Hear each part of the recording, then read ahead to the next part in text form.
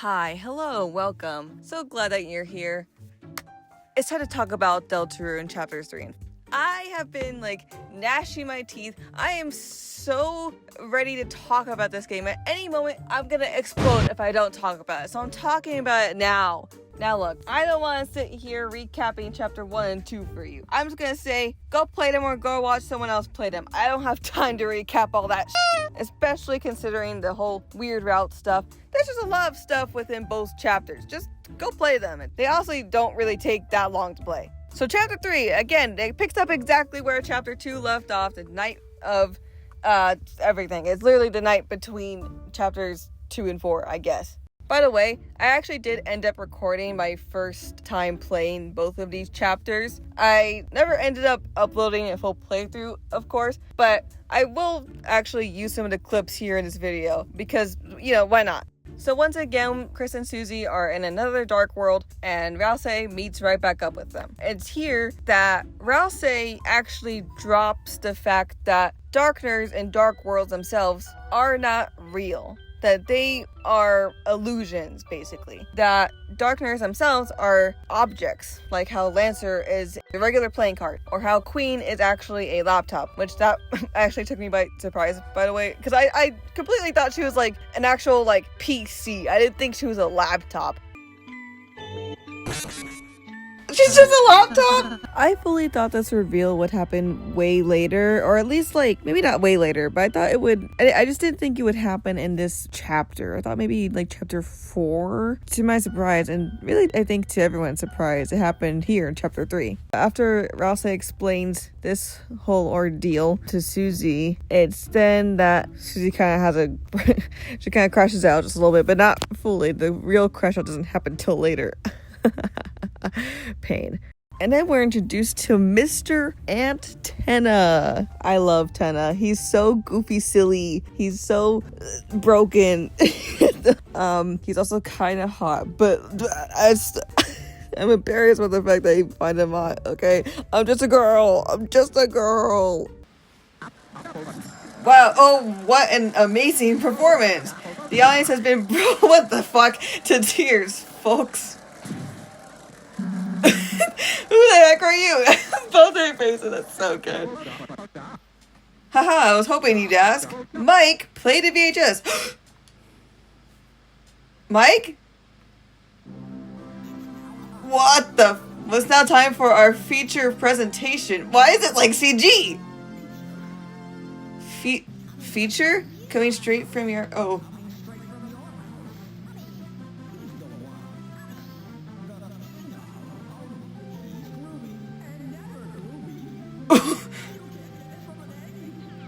Oh, is that making fun of Spamton? What the fuck?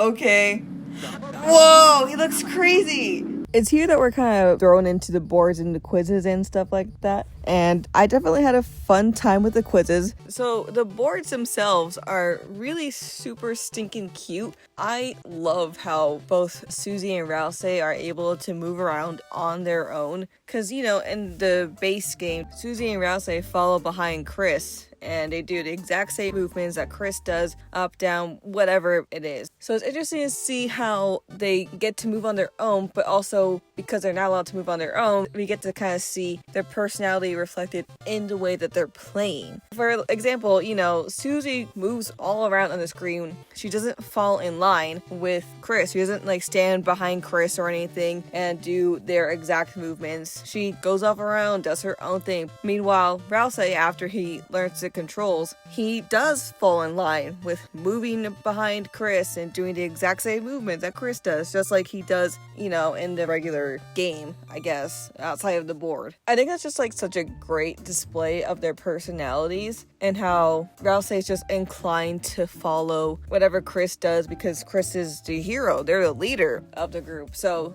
Rouse feels like he probably has to just fall in line with what Chris does because at this point in the story, Rousey is still kind of developing his own personality and his own independence. He's still very much dependent on the group and Chris in particular. So it's interesting to see how in the board he starts to kind of gain his own independence. This happens in the second board technically, where they switch controllers and Rousey gets to play as Chris in the board. So Rousey gets to move around all on his own without any input from Chris or anything. Even though Rousey does in fact try to have Chris give their input, because Rousey straight asks them, hey, Chris, like, where should I go? And Susie has to be like, dude, don't f***ing ask them. Just make up your own mind. Go wherever the hell you want to go. And he's like, okay. It's like, I don't know how to make decisions. So true, King. It's just such a interesting, like, way to visualize and display Rousey's own, like, struggle with his sense of self and with his independence, you know? It's, like, it's just f***ing, like, brilliant, honestly, I think. And sticking on the boards for a minute, all the little secrets that you can find just from like the normal levels of the board. And I love how the game has you go around and like find these little like hidden aspects that like don't fully line up or make sense. And it's like, why doesn't it make sense? It makes you wonder, makes you want to seek out like what the truth is.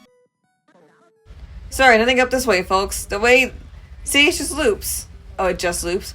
This part's unfinished. Go back. The way, unfinished, I said. Mike, cut. Whoa. Phew, sorry folks, our contestant got a little lost. I'm literally gonna go back there. What was it? Was it snow? I wasn't allowed into the S rank rooms. I kind of figured that getting S rank would mean that you unlock the secret boss in some way if you did that, which I was totally right, by the way. Unfortunately, I was not skilled enough in the moment to get S rank. I only got like a B and A, I think it was the first time around. My second time around on the Switch, I did get S rank on both because I'm a f***ing legend, bro. I think I was just like too like lost in the sauce to know anything. I was just too caught up in the moment to really like commit to doing S rank. But I definitely tried. Well, I mean, okay, I did try, but I also just suck ass because with the mini games, especially the cooking mini game, I sucked ass at that mini game the first time I played it. I don't know what was in the air that day. I like did that mini game so many times. I think I failed it 2 times before I was able to get a passable grade to be able to move on to the next section, which was just like the green room area. Since I mentioned the green rooms, let's go ahead and focus on that area right now. The green rooms are very interesting because there's just like a lot to do in them. It feels like just sort of like a nice break as well from the main course, I guess, of the boards and whatever. But there is like a lot of stuff to do. I want to focus on the rooms right now, not the S rank rooms because I didn't get those on my first time around. And there's a lot of ground to cover in those S rank rooms, so we'll get to them later. I just want to focus just on A, B, C rank rooms. I know there's Z technically as well, but that more or less just leads into the S rank rooms too. I know there's other stuff there, but we'll get to that later. So with the other rooms, of course, like the A rank, that's just where you can replay the mini games, like the cookie mini game and the rhythm mini game. Which, by the way, I'd like to say I actually kind of killed it on the guitar game, whatever it's called. I did it my first try. I didn't fail that one, so slay. There's also the bonus mini game that you can unlock, which is the Susie Zilla mini game. I didn't do it my first time. I don't remember why. I think I just didn't have enough points or something. But I did do it on my Switch. It's a pretty hard mini game to be fair. But then there's, you know, the B rank room, which has the f***ing gumball machine type thing, which just like this whole thing, we're gonna get to it because there's a secret in this room that's associated with this ball machine, whatever the so I just want to say, like, I mean, it's just like a gambling type thing. You put in amount of points and you can get like a good prize. Maybe you'll get the gold prize, whatever. There's a bunch of different prizes. It's like there's only a few like kind of cool things, and then of course there is the secret, but again, I'll get to it later. But then there's the C rank room, which introduces you to the fucking cooler. Oh. Okay. A strong aura emanates from the water cooler. Beg for mercy? What the f***? Bibble. Oh my god, Bibble, like from Barbie Fairytopia? I mean, everyone was kind of talking about it after the chapter's release, but why was this fight so unnecessarily hard? Whatever, it just was. Who cares? Okay, so now that we've talked about those first 3 rooms, let's go ahead and talk about the S-rank rooms now. In the S-rank rooms, you're able to play the original games that you've been playing in the boards. So to kind of explain that again, but like more specifically, I guess. So Tenna took a pre-existing game that was a childhood game of Chris and Azriel's and just altered it and changed parts of it to fit his boards, basically. And what we're playing in the S-rank rooms are the unedited, untouched, like original version of the game that he took, basically. And we don't know the actual name of this game. A lot of people assume it's Mantle, and I would probably have to agree just based on the way the logo kind of looks when we're starting up. It looks like it's spelling out Mantle, and that's associated with the Shadow Mantles, which is also associated with the secret bosses, and that's a whole f***ing thing, okay? So in these games, you're not allowed to take a pacifist route. You're supposed to kill every enemy you come across. In the first original game, I don't know if it's fully an allegory for the genocide route in Undertale, but it kind of feels like that. And there's a bunch of other secrets and hints that hint towards this character who has just been going by the name of Friend, and also Mike, who may or may not be the same character. They might be different characters, but I think they're more than likely the same character. Friend and Mike are very mysterious entities within Deltarune, so I just don't really think I'm gonna cover them today because there's a lot to do with them, but I don't fully understand all of it. So once you finish killing every enemy, then you get the ice key, and the game just fucking ends. It's done right then and there. And after that, you just leave the S-rank room, and then you're more or less expected to go right into the next board after that. While we're still here, I do want to talk quickly about Ram, who is a character that shows up in this chapter, but has a pre-established relationship with Chris, because Chris used to play with them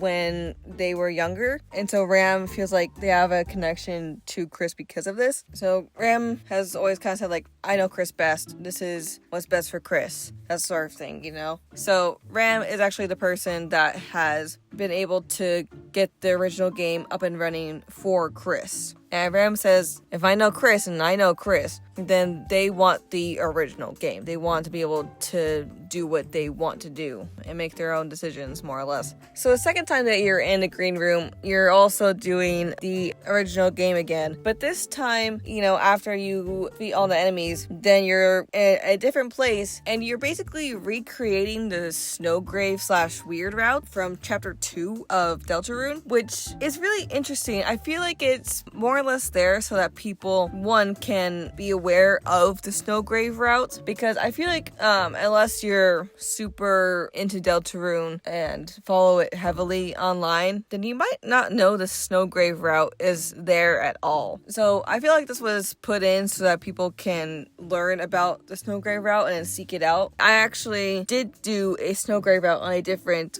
profile and save file and everything on my Switch, and that's just a whole different level of up. And there are Snowgrave route scenes present, especially in chapter 4 more so. There are some dialogue pieces that change if you have done a Snowgrave route and go into chapter 3 with that file. But for the most part, it's the same, so I'm not going to talk about it here, really. Anyway, it's just such an interesting look into the Snowgrave route. The line that I think gets a lot of people and gets me also is they'll say, she was used up, and then after it's done, then it says, you were used up, referring to Chris, which is a scary thing to think about. How, the player, whoever the player is, obviously in this case it's me, but just the player in general, they're just using Chris as a vessel to get closer to Noelle, or to do this or to that, or just fill out their fantasies, and to just see all the content that there is to see in Deltarune. It's kind of the same idea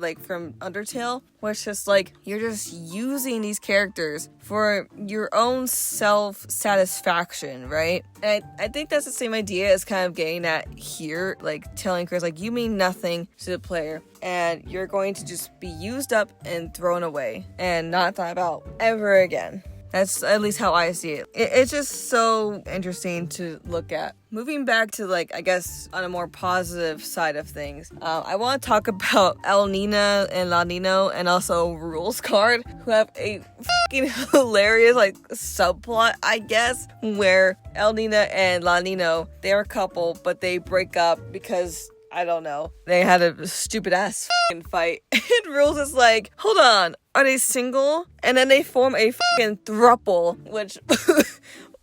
wow, he's bisexual. I didn't know that. By the way, I'm bisexual. It's just funny to see how Rules, just like how he views romantic relationships. It's like, this is just what's gonna further me so that I can then be a little sidekick to the villain. That's all he wants. All he wants is to be the like villain's little, I don't know, throwaway sidekick that like gets kicked around all the time. He misses it. He yearns for it. And I just think that's so funny. There's just a lot of great moments with that whole subplot. And if you have Starwalker as part of like the team as well, after the throuple breaks up, then Starwalker can come in and be like, Starwalker, and just form a throuple with La Nino and El Nina and walk away, which is just really funny. So the fact that they were a throuple wasn't the problem. It's that Rules is a weirdo. He is a problem, always. Also, him thinking that Chris, Susie, and Rouse were themselves a throuple, like, I mean, I can't fully blame him for thinking that. Oh my god, Rules Card? So USB the X.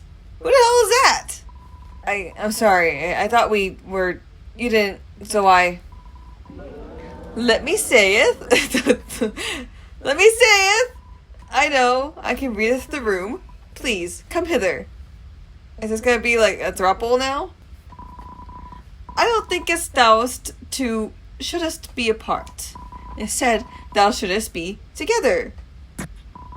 With me. I was gonna say, I knew it. Anyways, there's also the dangerous board that you do with Tenna, where he kind of reveals like some of his insecurities and stuff, at least a little bit. We get the full picture later. After this, then you can escape from that dangerous board, and then you're thrust into the actual TV world at large, which is a really fun area. I do like it a lot. I like the sneaking. I think it's really funny and cute. I like all the enemies. They're fun. I will say, I was just getting lost, but that's because I'm stupid. It's during this section of the game as well that you're able to get the egg, but getting the egg in this chapter is a whole ordeal. It's way different than it was in the previous two chapters, even different than the way it is in chapter 4. Which I wonder if there's a specific reason as to why. I don't really know what that reason would be, other than Chris themselves just having a connection to the Forgotten Man, or potentially to Gaster, depending on if those two are the same characters or different characters. I feel like they're probably different characters, but I could see them being the same. The only reason I feel like it may be like that, the reason it's different is because Chris themselves made this dark world, and we don't know for certain if they made the previous dark worlds. So I feel like that maybe plays a part as to why this one is just so different and so much more complicated as well. Anyways, later on, after like going around the world, you're then asked to go back to the green room, and everything's like frozen over. You're allowed to go into S rank room again if you got it the first 2 times, that is. And that's when you played the 3rd original game. And this is when you get to the first secret boss of the chapter, because there's 2. This one is against, I believe the fandom name is just Irem, and this is like a classic, like kind of Nintendo style game, like the way that it's played, because you're not in an official fight like it was with Spamton or Jevil. It's just Chris alone playing a video game against Irem. And honestly, I'm gonna say, like, this is probably the easiest boss, at least it was for me.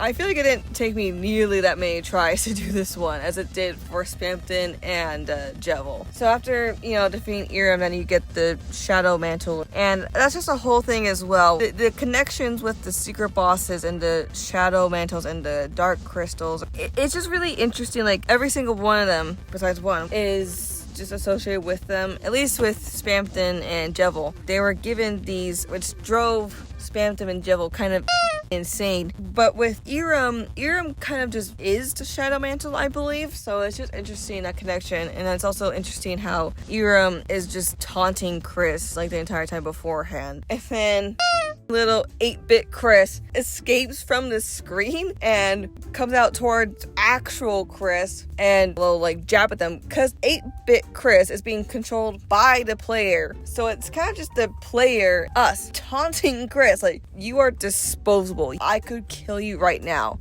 And the thing is that Chris is scared of us and our like abilities. Clearly they don't like us, but they also have a fear of us. I mean, we kind of are the angel, sort of. We're just like a very, very important part of this whole prophecy thing. It's such an interesting like dynamic there. Anyway, Susie comes into the room, and funnily enough, you're still technically controlling 8-bit Chris. So if you want, while Susie's talking to Chris, 8-bit Chris can come back out and try and stab Susie, and Chris yanks Susie because they're afraid that Susie's gonna get killed by us. And this whole like little moment here, I don't even know. Cruzy, baby. I don't even think it's like unintentional. I feel like it is probably almost certain that Chris might have feelings for Susie, and these feelings are probably not requited, because it seems like Susie is like just developing feelings for Noelle, which we'll get to in chapter 4. That's more prominent there. I should also mention that you can talk to Ram again before going in to fight Irem and everything. You can talk to him for the last time, and Ram just straight up is like, he knows Chris created the fountain. He literally saw them do it. It's so interesting because I think that he says like, did you just like want to play with us for like one last time? And I feel like maybe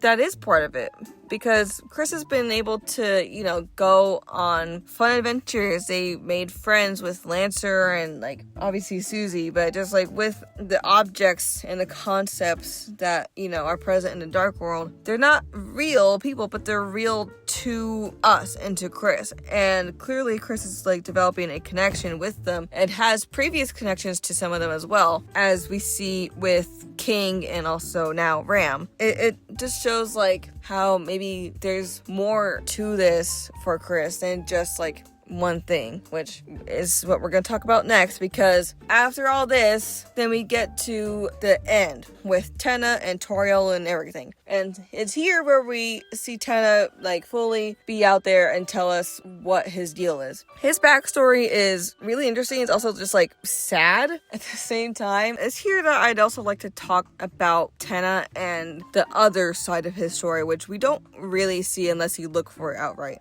But it's shown and insinuated multiple times that Tenna and Spamton actually knew each other and were friends and potentially gay lovers. It seems like the two of them, they're about to make a deal and go into business with each other before Spamton got that call, whether it was like from Mike or Gaster or whoever, that made him just like leave in such a hurry. So before this moment, it's pretty clear that Spamton and Tenna were at the very least friends, but everyone, myself included, thinks that they were gay, and this is a doomed Yowie situation. So when Spamton abruptly leaves after that phone call without another word to Tenna, after however long the two of them knew each other, Tenna, again, was being, like, abandoned by Spamton. Abandonment issues all around for this poor TV. And there's also, like, a little secret area you can access. Tenna pulls out one of the little Pippis, like, egg things from Spamton's, like, fight. And it's during this that Spamton actually comes back, reunite with Tenna, but Tenna, at this point, does not recognize Spamton at all, because he looks like a weirdo. It's just interesting, like, how these two characters are very interconnected. They share, like, a like, motif. They have very similar kind of, like, speech patterns, almost. It does make the world feel a lot more connected, and Tenna's whole arc of just, like, being abandoned and feeling like he's just losing everyone is so sad and heartbreaking to me. After Tana kind of gives his like little monologue, then Susie also gets to talk. Well, actually, Rouse talks first about how, oh, it's fine if we get left behind. We're just darkeners. We're supposed to be left behind. Which, shut up, Rouse. I will fucking end you. How dare you talk bad about yourself and darkness as a whole? You are special to me. You are real to me. Then, like I said, Susie butts in and is like, hey, you don't have to take feeling left out or feeling abandoned. And she kind of goes into how she felt the same way because she moved from town to town to town and feel like she could never find a group to be a part of. And even if she were to make a friend, like a genuine friend, she would have to move away, which is just like, that hurts. In a way, I feel like I could almost kind of relate. I didn't move around as a child or anything, but I was definitely part of like the loser crowd when I was younger. So feeling like you have like just no place to belong definitely resonates. But finding your people is definitely super important. It's here that she tells Tana, like, you don't have to take being thrown away. We'll help you find someone that wants you. And Tana's super excited, like, hell yeah, let's go. So he agrees to give them Toriel in return. And that's when this motherfucker comes in. The Roaring Night. Is this Mike? What the fuck? The Roaring Night appeared. What? Now this fight, the first time you do it, you're not really supposed to win, but you can come back and do this fight, and you actually can win it. This is the second secret boss, and this is actually where you get the Shadow Crystal. I've tried to do the night fight a few times since Chapter 3 has released, but unfortunately, I haven't been able to beat it just yet. And honestly, it's not because it's that hard. I've come close quite a few times. I just honestly haven't had enough time to dedicate to doing it. But hopefully, sometime soon, I'll actually be able to go through and beat their ass. So, let's talk about the night now, okay? Because I feel like we just kind of have to talk about it now. So, the night and their identity is a big mystery within Deltarune, and we have very little hints and clues as to who this could be. But there's two major running theories right now. One is that the Knight is Noelle's mom, Carol, who we are introduced to and see for the first time in Chapter 4. And then the other major running theory, the one that's more generally accepted among the community, is that the Knight is Des, or December, which is Noelle's older sister. Now, like I said, this is the one that's more commonly accepted among the community, and it's also the one that I believe myself. It just makes the most sense. I'll kind of cover it more once we get to Chapter 4. We know it kind of has to be one of those two because of the antlers that the Knight has. They can't be like anything else, really. Is it potentially maybe Rudy? Maybe, but I kind of doubt it. He's fucking sick. That made it sound like positive, like, yeah, he's fucking sick. No, he's like actually sick. But the whole Holiday family has those like type of antlers, so it makes sense. It's gotta be someone in the Holiday family. It's not Noelle, obviously, and I don't think it's Rudy, because like I said, he's sick and in the hospital. I also just don't think like he knows anything about anything. So it's either Carol or December. I think it just makes more sense that it is December. We have not seen December at all. We don't know what December looks like. First of all, December is missing, but there's also the common belief that December might actually just be straight up dead. And it's hard to say if she is or not, but for sure she's missing, which is just like, for that character specifically to be missing, and for this Knight character to have antlers, we don't know what they look like, while we do know what Carol and everyone else in the Holiday family looks like. It just makes the most sense just based on those alone. There's a bunch of other hints as well, and like little things that kind of connect. We're gonna go back to B rank room, because this is like kind of where those two things intersect, because in the B rank room, there is that secret I mentioned earlier, where again, you can put like however many points you want into the machine and you can get a prize. But if you specifically put in the numbers 1225, which is, if you aren't paying attention, 1225 or 1225 would be December 25th. of course, like December, and then Christmas, which is like the holiday, like the big holiday. And so one that the holidays themselves are most associated with, that it is like, December holiday, basically, right? Like that number is just like associated with December. Even like later in a chapter when you're doing the parental locks, there's the second code that you put in is again 1225.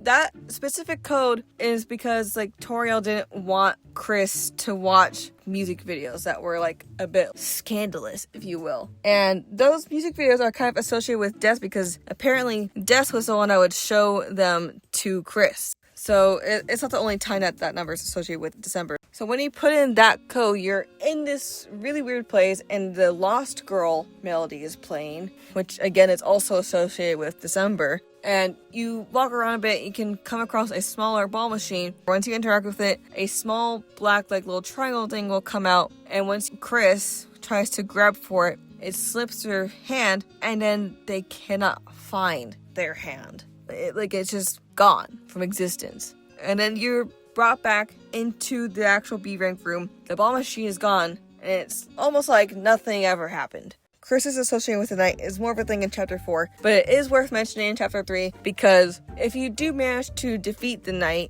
then all the characters will swoon, Susie and Valsite that is, but the knight will specifically come up and have Chris get down on their knee as if the knight is knighting Chris. Anyways, after this, Undyne comes in because remember in chapter 2 Toriel had to call up the police like, hey, someone slashed my tires, can you come over here? And they said on the phone that they were on their way. So Undyne has also fallen into the dark world because she was literally on her way to the house in the middle of the night when like this all took place. Toriel, I need you to wake your ass up.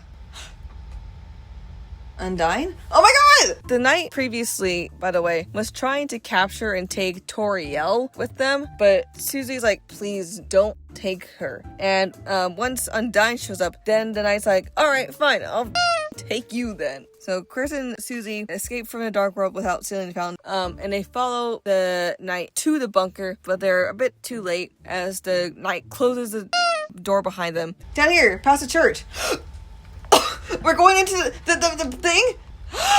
It's the dark world, and we also see that there are 3 different codes for the shelter. There's one code, and they all have a symbol next to them. One being the Deltarune, one being the cop's badge symbol, and another one being a pine tree. So the idea here is that there's a character associated with each one of those symbols. The cop badge is Undyne. The pine tree is the holidays, more specifically Carol, since she's the mayor. And then also the Deltarune, I guess it's just any character that is religious, which is interesting that the knight decides that they want to take Toriel, but Toriel isn't the priest or anything. Maybe she leads the choir, which we see in chapter 4. That's not the most important role. The most important role would be the priest, which is Alvin. So why doesn't the knight take Alvin? I don't know. Obviously, they don't need to have any of them to open the door because they can already open it just by themselves. So they already know the code. Anyways, so Undertale. So Undyne is stuck in the bunker now. Susie's I guess we gotta just try and find a way into it tomorrow because there's no way we can get into it right now. So Susie goes away and then the door opens up for Chris, which again, the association was happening. Just quickly wrapping up, this whole chapter was insane. Definitely threw out any expectations that anyone had. First of all, the way Tenna just looked and everything was crazy. I don't think anyone was expecting it. And then there's just the way that this chapter was structured. It's much, much different than the previous chapters. It's really interesting just the way that Toby and everyone plays with the structure. You see it again kind of happen in chapter 4. The structure is very much broken. It's very different than even chapter 3. Anyways, I'm gonna leave it off here for now. We'll cover chapter 4 hopefully sometime soon, and I'm excited to talk about it more then. Hi, you made it to the end of the video. Congrats, you made it.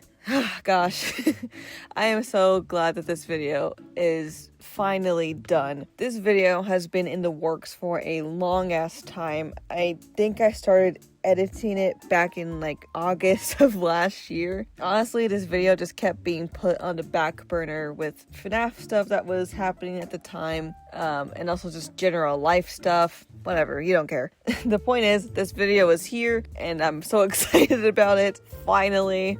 Hopefully sometime soon I'll start working on the chapter 4 video, and that'll be out soon-ish, hopefully, maybe. I also want to do a chapter 5 predictions video. I think that'll be super fun. Hopefully that'll come out before chapter 5 is released. I mean, not that we know when chapter 5 is going to be released as of the time of recording this, but you know, my timing is not exactly relevant or good, so hopefully it'll be out sometime before chapter 5. That would be great. Anyways, thanks for sticking around if you've watched to this point. This was a long video. I kind of decided that this video was gonna just be as long as it needed to be. I didn't want to like cut it down to a specific length or anything like that. I just wanted to let this video be what it is. So thanks if you watched this long, and if you have watched for this long, clearly you like what you saw, so you should subscribe and ring the bell for notifications and like the video.